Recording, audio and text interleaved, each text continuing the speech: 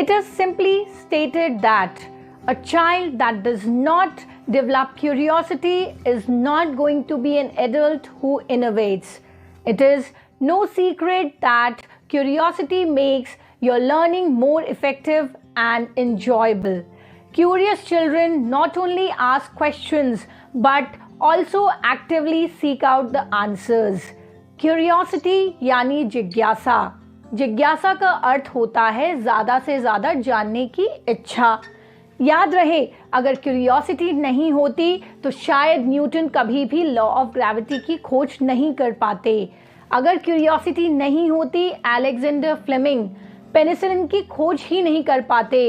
और अगर क्यूरियोसिटी नहीं होती, मैडम मैरी क्यूरी अपनी रेडियो एक्टिविटी रिसर्च को कभी एग्जिस्टेंस में ला ही नहीं पाती। तो दोस्तों, आप भी बनाएं अपने बच्चों को क्यूरियस। क्यूरियोसिटी आज के इस मॉडर्न एरा की एक सबसे बड़ी सॉफ्ट स्किल है, पर जब आपका बच्चा ग्रेजुएट हो जाएगा तब ये स्किल उसकी नेसेसिटी में बदल जाएगी, क्योंकि उस समय उसे बनना होगा एक्सेप्शनल। अब मैं आपको एक और एग्जाम्पल देना चाहूँगी कि आपने छोटे बच्चों पर कभी गौर तो किया होगा कैसे ये छोटे छोटे बच्चे बहुत सारे अलग अलग ऑब्जेक्ट्स को अपने पास और अपने हाथों में लेकर आते हैं, उन्हें टच करते हैं, उनके बारे में एक्सप्लोर करना चाहते हैं, जानना चाहते हैं थ्रू द सेंसेस। अब ये सेंसेस आप देख सकते हैं, कई बार वो चाटने लगते हैं, कई बार वो स्मेल करते हैं। So these are the senses by which they try to understand the things. इसको कहते हैं इन्फेंट क्यूरियोसिटी। अब जैसे जैसे आपका बच्चा थोड़ा बड़ा होता है, उसकी जो क्यूरियोसिटी है वो चेंज हो जाती है नंबर ऑफ क्वेश्चंस में। ये नंबर ऑफ क्वेश्चंस लिमिटेड नहीं होते हैं, ये थाउजेंड्स और हंड्रेड्स में मल्टीप्लाई हो जाते हैं। और ये क्वेश्चंस हो सकते हैं in the form of why, when, how, what, इन सभी में। तो आप भी आज से अपने बच्चों को इन क्वेश्चंस के लिए इंस्पायर करें। Hello friends, smart parenting series के एपिसोड 1 के पार्ट 1 में हम डिस्कस करेंगे क्यूरियोसिटी एंड कम्युनिकेशन। आपको पता तो है ही कि ये एपिसोड हर वेडनेसडे 8 बजे आपको बनाता है स्मार्ट पेरेंट। अब साथ ही हम यहाँ एक्सप्लोर करेंगे आज के इस एपिसोड में that how children learn when they are curious. Second point जो है डिस्कशन का, that is how to spot curiosity in children, and third is what are the compelling reasons to inspire curiosity in children। अब ये सारे points अगर आप बहुत अच्छे से जानना चाहते हैं, आप भी बनना चाहते हैं स्मार्ट पेरेंट, तो आज के इस वीडियो के क्लाइमेक्स तक आपको मेरे साथ जुड़े रहना होगा और मेरा ये एपिसोड आपको एंड तक देखना होगा। मैं ये उम्मीद करती हूँ कि ये एपिसोड ज़रूर आपके लिए बेनिफिशियल होगा और आप भी ये एपिसोड देखने के बाद अपने बच्चे और खुद में एक डिफरेंस फील करेंगे। तो चलिए जानते हैं आज इस एपिसोड में क्या क्या छुपा हुआ है। Let's begin our today's episode with a question that how children learn when they are curious। बच्चे कैसे सीखते हैं जब वो जिज्ञासु होते हैं। इसका पहला एग्जाम्पल मैं आपको देना चाहूँगी कि एक न्यूरोलॉजिकल स्टडी में ये साबित हुआ है कि जो बच्चों का ब्रेन है वो लर्निंग को लेकर ज़्यादा रिसेप्टिव होता है।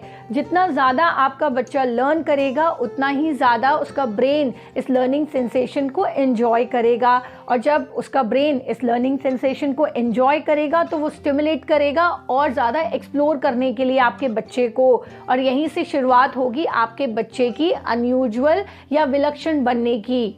अब आते हैं दूसरे पॉइंट पे। दूसरा पॉइंट ये है कि क्यूरियोसिटी एक नोवेल्टी डिटेक्टर है।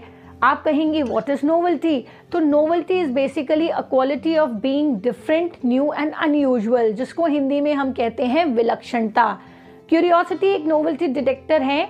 क्यों? क्योंकि ये स्टिमुलेट करता है बच्चे के ब्रेन को to explore more and more. और अगेन मैं वही बात कहूँगी कि अगर ज़्यादा एक्सप्लोर करेगा तो ज़्यादा अलग बनेगा और विलक्षण भी वो दिखाई देगा। अब आते हैं तीसरे पॉइंट पे, जो कि है कि एक साइंटिफिक रिसर्च में ये साबित हुआ है कि जो क्यूरियोसिटी है वो आपके बच्चे के 3 इम्पॉर्टेंट ब्रेन के हिस्सों की एक्टिविटी को बूस्ट करता है या उनमें इंटरेक्शन को बढ़ाता है। अब 2 हिस्से जो ब्रेन के हैं वो है न्यूक्लियस एक्युम्बेंस एंड सब्सटेंशिया माइग्रा, जो कि ब्रेन के रिवॉर्ड सर्किट होते हैं। और तीसरा जो पार्ट है हिप्पोकैम्पस, जो रिस्पॉन्सिबल होता है न्यू मेमोरीज को फॉर्म करने में। तो इन तीनों के बीच में क्यूरियोसिटी जो है वो एक्टिविटी को बढ़ाती है और इनके बीच का जो इंटरेक्शन है उसको भी बढ़ाती है।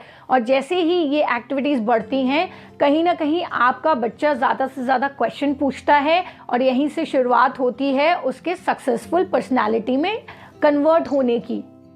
It's time to know that how we can spot curiosity in children। हम अपने बच्चे में क्यूरियोसिटी को कैसे पहचान पाएं, तो इसके कुछ इंडिकेशंस आज के इस एपिसोड में मैं आपको बताऊंगी। पहला इंडिकेशन है a child that day dreams about being an astronaut. अगर आपका बच्चा एस्ट्रोनॉट बनने का सपना देखता है तो डेफिनेटली ये एक इंडिकेशन है कि वो एक क्यूरियस बच्चा है। दूसरा इंडिकेशन है a child that draws and doodles. आपका बच्चा दीवार या कागज़ पे आड़ी टेढ़ी लकीरें खींचता है या ड्राइंग करता है तो आप समझ जाइए कि वो एक क्यूरियस चाइल्ड है।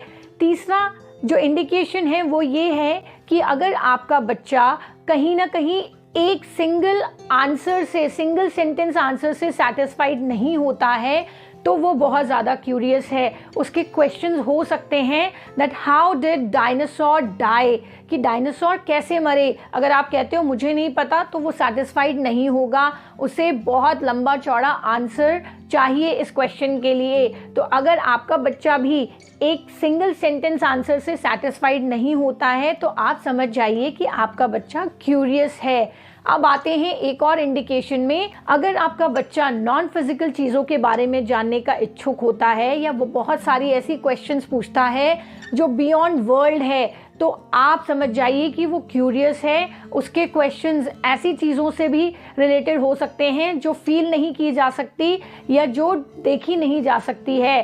तो एक बहुत बड़ा इंडिकेशन है कि आपका बच्चा कहीं ना कहीं एक क्यूरियस चाइल्ड है। अब एक और इंडिकेशन मैं आपको बता देती हूँ कि बहुत सारे ऐसे बच्चे होते हैं जो मॉर्निंग में उठने के बाद ड्रॉर से या वार्डरोब से अपने कपड़े खुद बेड पे लाते हैं और अपना यही कॉम्बिनेशन बना लेते हैं और कहते हैं और जिद करते हैं कि मुझे यही कपड़े पहनने हैं। अगर आपका बच्चा भी ऐसा ही करता है तो आप समझ जाइए कि आपका बच्चा बहुत ज़्यादा क्यूरियस है। अब बारी है ये डिस्कस करने की that what are the compelling reasons to inspire curiosity in children. इस एपिसोड में मैं आपको दो बड़े रीजंस देकर जा रही हूँ। पहला रीजन है इट काउंटरैक्ट्स बोर्डम। अगर आपका बच्चा क्यूरियस है तो कहीं ना कहीं वो अपने एंटरटेनमेंट के लिए बाहरी साधनों को नहीं ढूंढेगा, जैसे मोबाइल या टेलीविजन। अपने एंटरटेनमेंट के लिए वो खुद ही अपने ज़रिए ढूंढ लेगा। आज इस मॉडर्न एरा में हम जो पेरेंट्स हैं वो बहुत बड़ी गलती कर रहे हैं कि जब भी बच्चे मोबाइल फ़ोन की डिमांड करते हैं या फिर हम अपने खुद की कंफर्ट के लिए अपने बच्चों को मोबाइल फ़ोन प्रोवाइड कर देते हैं, जो कि बहुत ही ज़्यादा डेंजरस है। इससे आप अपने बच्चों की क्यूरियोसिटी को किल कर रहे हैं। अगर बच्चा क्यूरियस नहीं होगा तो डेफिनेटली वो सक्सेसफुल कैसे बनेगा। अब सेकेंड बड़ा रीज़न ये है that it sets up long term success. आप जब भी इतिहास में पलट कर देखेंगे आप पाएंगे कि इतिहास ऐसे लोगों ने बदला है जिन्होंने प्रश्न पूछा है। और मैंने अपने एक वीडियो में ये भी कहा था कि अगर आप प्रश्न पूछेंगे तो शायद कुछ समय के लिए मूर्ख कहलाएंगे, अगर प्रश्न नहीं पूछेंगे तो जीवन भर मूर्ख बने रह जाएंगे।